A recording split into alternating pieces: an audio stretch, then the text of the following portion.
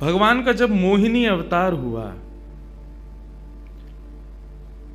तो मोहिनी अवतार के उस स्वरूप के सौंदर्य पर 33 कोटि देवता न्योछावर हो गए। सबके मन में यह भाव आया, ये जो भी प्रकट हुई हैं ये किसी भी प्रकार से हमको हमारी गृहिणी के रूप में प्राप्त हो जाए। इतने सुंदर ठाकुर जी बनकर के आए। चंद्रमा भी पीछे पीछे चल रहे हैं, शंकर जी भी पीछे पीछे चल रहे हैं, ब्रह्मा जी भी पीछे पीछे दौड़ रहे हैं, वरुण आदि आदि जितने भी देव हैं सब मोहिनी पर ऐसे लट्टू हुए कि एक बार हमको देख भर ले, एक बार केवल हम पर दृष्टिपात कर दे, उसी मात्र से हमारा कल्याण हो जाना है। ऐसा ठाकुर जी का स्वरूप। परंतु उन 33 कोटि देवताओं में एक देव ऐसे हैं जिनका मोहिनी के प्रति ऐसा कोई दुर्भाव नहीं था, और वो देव थे सूर्य। सूर्य ने जब मोहिनी के सौंदर्य को देखा तो उनके मन में भाव आया, इतनी सुंदर, इतनी सुकुमारी, इतनी कोमल, इतनी मधुर। सबको तो लगे हमारी पत्नी बने, लेकिन सूर्य को लगे मेरी बेटी बन जाए, मुझे पुत्री रूप में प्राप्त हो जाए।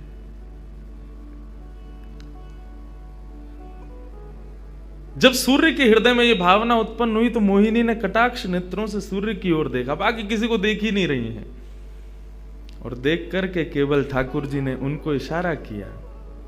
बोले तो आपकी ऐसी इच्छा है? सूर्य बोले जी भगवान, मेरी बहुत अभिलाषा है कि आप पुत्री रूप में मेरे यहां पधारो। ठाकुर जी बोले इतना साधारण नहीं है हमको प्राप्त करना, पुत्र रूप में प्राप्त करना फिर भी साधारण होगा, लेकिन पुत्री भाव में ये तो असाधारण है, इसके लिए आपको तप करना पड़ेगा। सूर्य बोले मैं आज से ही तप करूंगा, लेकिन आप वचन दो मेरे यहां पधारोगे और इसी रूप में पधारोगे।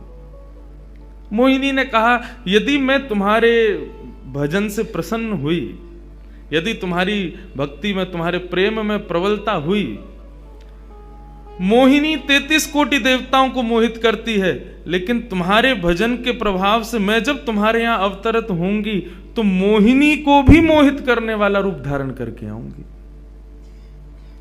मोहिनी जिसने तीनों लोकों को अपने रूप पर न्योछावर कर दिया, वो मोहिनी भी जिस रूप को देख करके मोहित हो जाए, वो रूप आएगा आपके यहां पर। वही सूर्य वृषभानु जी के रूप में प्रकट हुए हैं, और जब वृषभानु जी के रूप में प्रकट हुए, उससे पहले एक राजा के रूप में भी आए थे, तब भी इन्होंने तपस्या की थी, लेकिन ठाकुर जी नहीं पधारे। जब वृषभानु के रूप में प्रकट हुए तो इन्होंने ठाकुर जी का यजन करना बंद कर दिया, ब्रह्मा जी का यजन प्रारंभ किया, ब्रह्मा जी से प्रार्थना की। ब्रह्मा जी प्रकट हुए, बोले क्या वरदान चाहिए? बोले वरदान आपसे नहीं चाहिए, वरदान हमको किसी ने कहा था कि वे हमारे यहाँ पुत्री रूप धारण करके आएंगे, मुझे लग रहा है वो कहीं भूल नहीं गए हो, इसलिए ब्रह्मा जी आप बहुत करीब हो ठाकुर जी के, आप उनको जाकर के संकेत करो कि कोई आश में बैठा उनकी में। जब से मोहिनी स्वरूप देखा तब से हम पागल हुए फिर रहे हैं, 33 कोटि देवताओं के मन में यही आता है कब प्रकट होंगी दोबारा। कृपा करो, आप प्रार्थना करो कि वो पधारें। ब्रह्मा जी बोले आपके भजन में इतनी सामर्थ्य है कि ठाकुर जी मना नहीं कर सकते। बोले तो फिर मुझे विश्वास के लिए कुछ तो कह करके जाओ। ब्रह्मा जी बोले मेरी जिम्मेवारी बन जाए, इसलिए चलो इस पर्वत के रूप में मैं विराज जाता हूं। और बरसाना पर्वत के रूप में श्री ब्रह्मा जी विराज गए। ठाकुर जी आएंगे, मैं जिम्मेवारी लेता हूं, इसलिए मैं ही पर्वत बन के बैठा हूं।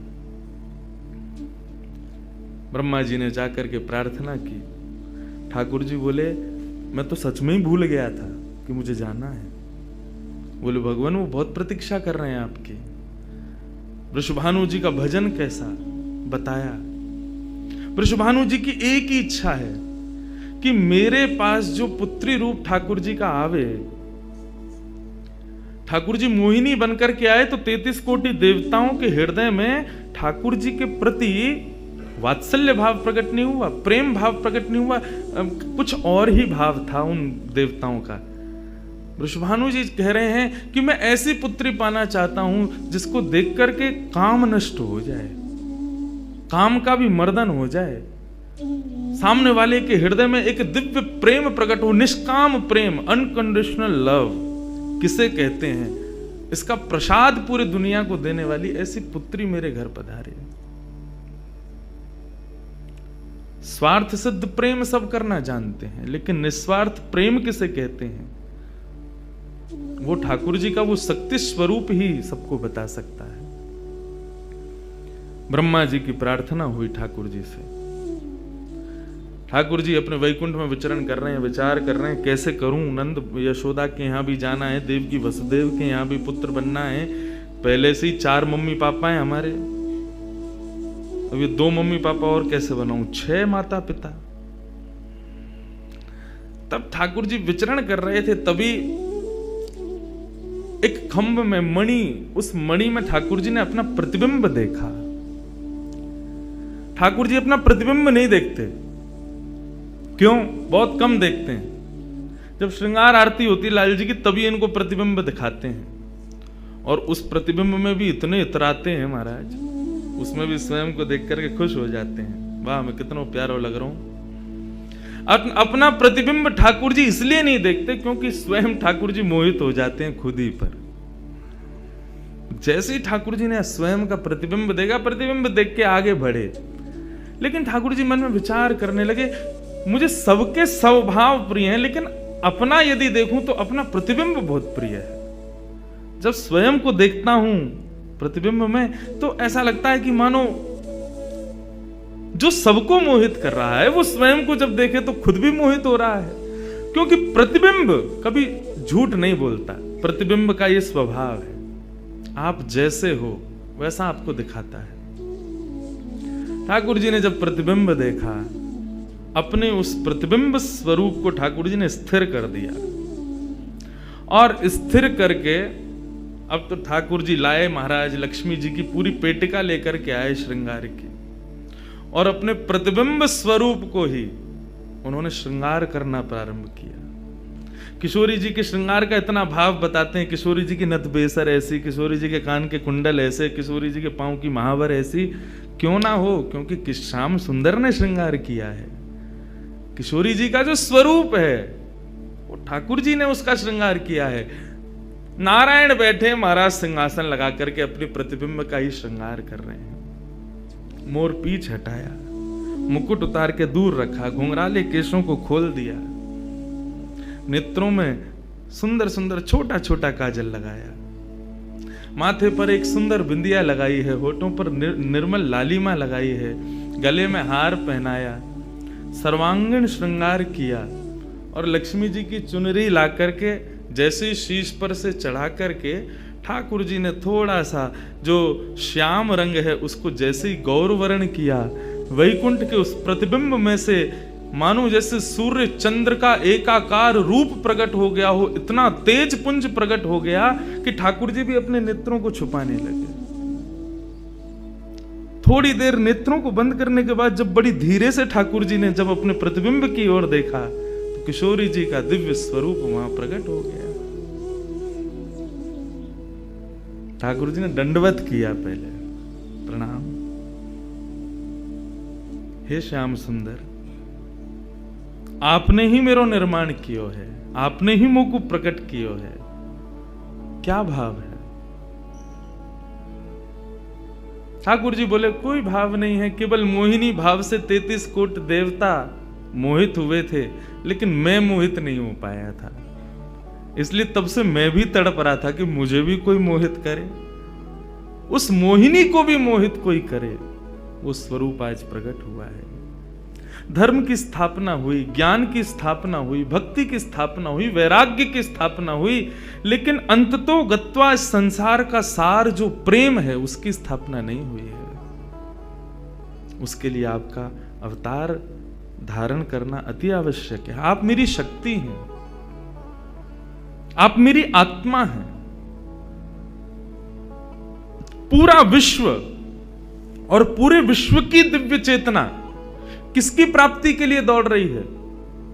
कि आत्मा एक दिन परमात्मा में मिल जाएगी, लेकिन उस परमात्मा में आत्मा जो विद्यमान है वही तो किशोरी जी हैं। उस आत्मा की परमात्मा की जो आत्मा है वही तो श्री राधा जी हैं। लोग उनके रूप को नहीं समझ पाते।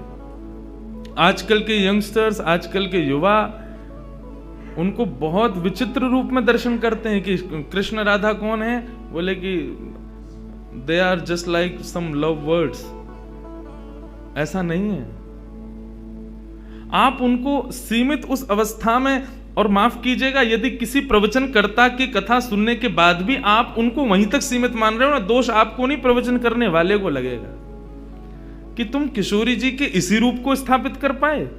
इसीलिए कथाओं में ज्यादा किशोरी जी का प्रसंग ना हम कहते हैं ना उसका स्पर्श करते हैं। स्पर्श करने पहले से भी 100 बार सोचते हैं।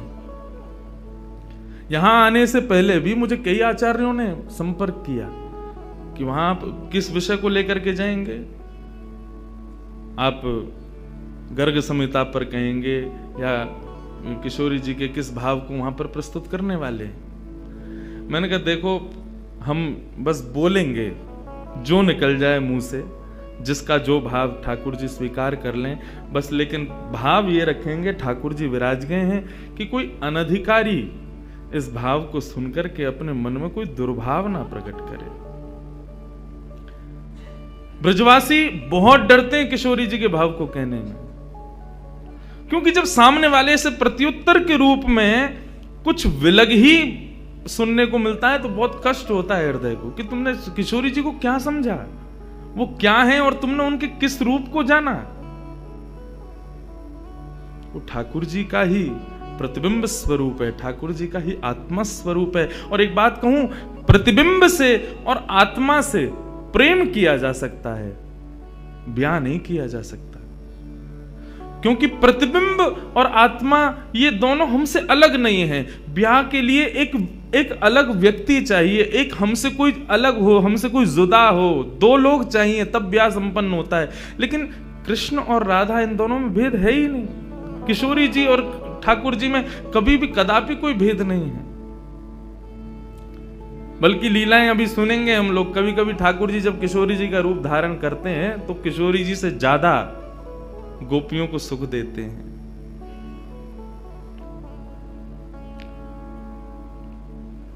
ऐसा भाव किशोरी जी से प्रार्थना की ठाकुर जी ने कि आप पधारो और प्रेम की स्थापना के लिए आप भूमंडल पर सूर्य के ही अवतार वृषभानु जी के यहां पर आप अवतरित हो।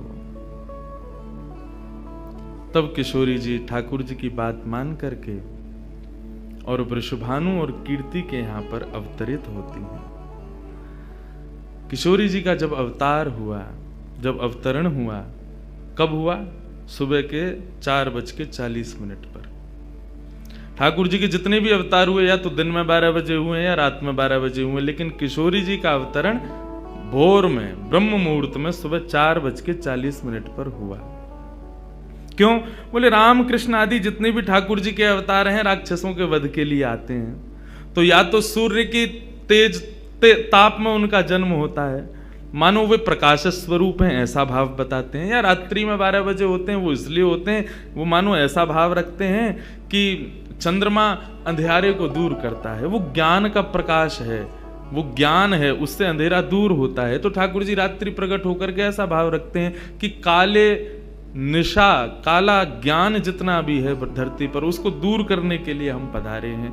लेकिन किशोरी जी का जो अवतरण है वो 4:40 ब्रह्म मुहूर्त में होता है। उसका क्या भाव है? बोले 4:40 ब्रह्म मुहूर्त के बाद सूर्य प्रकट होना प्रारंभ होते हैं। मतलब सारे मंगल कार्य ब्रह्म मुहूर्त में होते हैं। चिड़ियाओं का चहकना, कई पुष्पों का प्रकट हो जाना, मानव के मस्तिष्क में आज मुझे क्या करना है, वो दिव्य चेतना का प्रादुर्भाव होना, ये सब कुछ सुबह ब्रह्म मुहूर्त से प्रारंभ होता है। और सबसे बड़ी बात, सूर्य प्रकट होते हैं, धीरे धीरे धीरे धीरे अंधेरे को दूर करते हैं और धीरे धीरे धीरे गतिमान होते हैं 12 बजे तक। तो किशोरी जी का प्रादुर्भाव ब्रह्म मुहूर्त में हुआ, इसका ऐसा भाव बताते हैं कि मानो वो प्रेम जिस प्रकार प्रादुर्भाव से लेकर के और आगे के गंतव्य तक नित्य प्रति बढ़ता रहे, उसका वर्धन हो, वर्धन करने के भाव से किशोरी जी ब्रह्म मुहूर्त में पधारी। क्योंकि वर्धन होना ही एक नवीन दिन का ब्रह्म मुहूर्त से प्रारंभ होता है। ऐसे ही प्रेम का वर्धन, भक्ति का वर्धन, भाव का वर्धन, उन सब का वर्धन करने का प्रतीक है किशोरी जी, इसलिए ब्रह्म मुहूर्त में जन्मी है। किशोरी जी का प्रादुर्भाव हुआ, पूरे बरसाना में आनंद उत्सव मनाया गया, सब नाच रहे हैं, गा रहे हैं, आनंद मना रहे हैं। नंद बाबा भी आए, यशोदा जी भी आई हैं, उन्होंने भी आकर के वृषभानु जी को बधाई दी है। सब कुछ हुआ, लेकिन किशोरी जी के प्रादुर्भाव में एक वैचित्र था।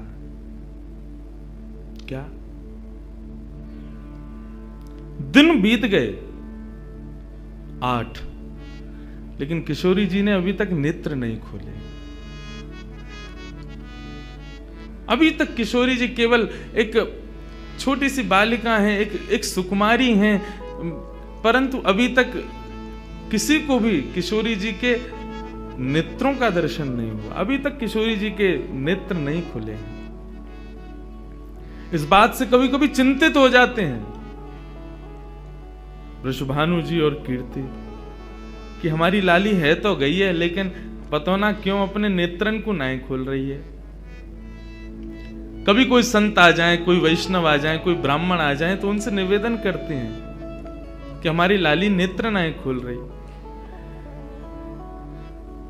तब देवताओं ने नारद जी को भेजा, आप जाओ और जाकर के वृषभानु जी के इस मन के भाव को पूर्ण करके आओ, किशोरी जी के सुंदर नेत्रों का दर्शन उनको कराओ।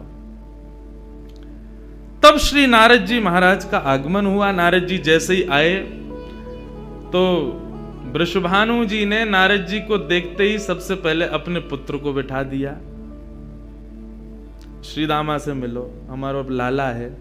नारद जी उससे मिले, उसका सब देखने लगे। नारद जी मन में विचार कर रहे हैं कि ये उनसे कब मिलवाएंगे, किशोरी जी का दर्शन कब होगा। 2-3 दिन तक नारद जी विचरण करते रहे बरसाने में। वृषभानु जी का मन तो होता है कि मैं इनसे कुछ कहूं, कुछ पूछूं, थोड़ा किशोरी जी के बारे में, अपनी लाली के बारे में न कुछ जानूं, लेकिन अभी वो भाव प्रकट नहीं हो रहा है।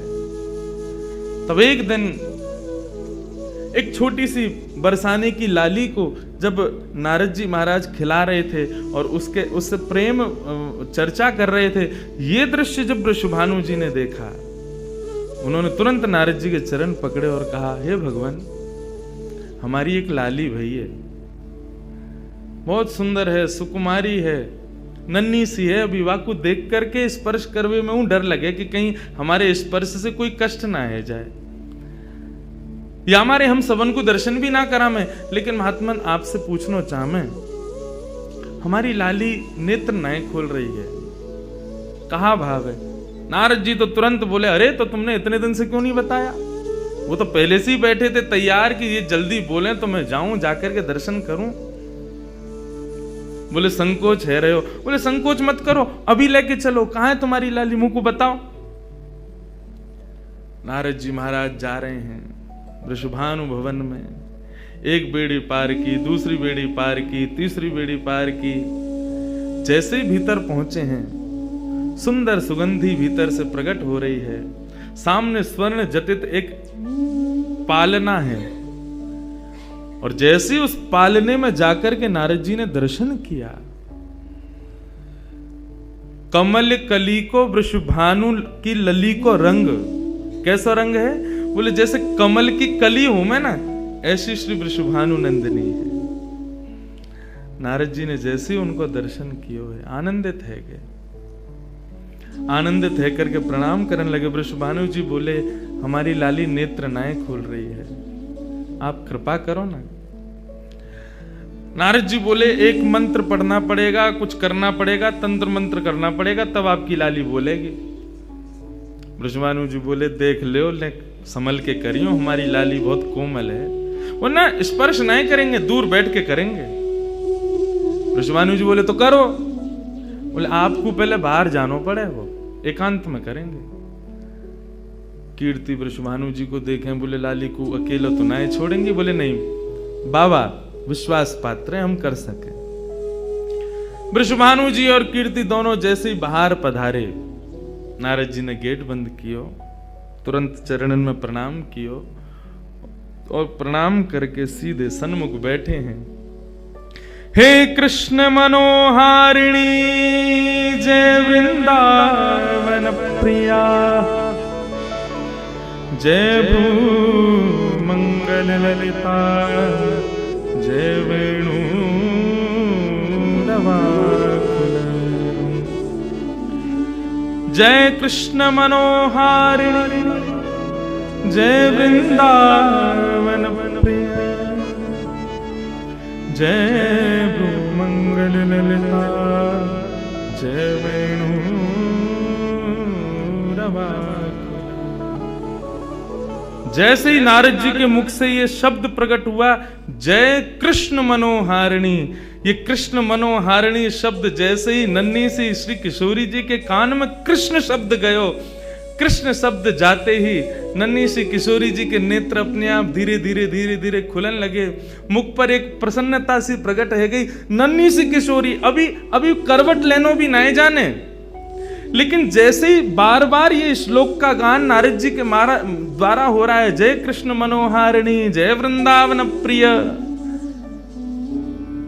इसको सुनकर के किशोरी जी जो अभी करवट लेनो भी ना जाने, वो अपने पालना को पकड़ करके अपने पालना से उछक करके वहीं से झांक करके श्री नारद जी को देख रही हैं। और नारद जी ने जैसे किशोरी जी के रूप को देखो है, सुंदर मृगनयनी किशोरी जी आज नारद जी को देख रही हैं। मुख में अभी दांत ना है, बिना दांतन के किशोरी जी के मुखमंडल की प्रसन्नता देख करके नारद जी आनंद विभोर हो गए। नारद जी बोले, आपको ये कीर्तन भायो, आपको ये कीर्तन प्रिय लगो? किशोरी जी के मुख से केवल किलकारी निकल रही है। नारद जी ने उठाई अपनी वीणा करताल और जय कृष्ण मनोहारिणी जय वृंदावन प्रिय, और इसी का कीर्तन करते हुए वहां नाचने लगे, नृत्य करने लगे, चारों ओर घूम रहे हैं। बीच में पालने में श्री किशोरी जी बैठ करके और करताल बजा रही हैं और करताल बजा करके आनंदित हो रही हैं। वृषभानु जी बाहर खड़े, बोले कि भीतर तो कीर्तन चल रहा है, करताल की आवाज आ रही है, वीणा बज रही है। तभी उनने कान लगा करके सुनो तो नारद जी गा रहे, जय कृष्ण मनोहारिणी जय वृंदावन प्रिय, जय भ्रू मंगल ललिता, जय वेणु रवाकुल।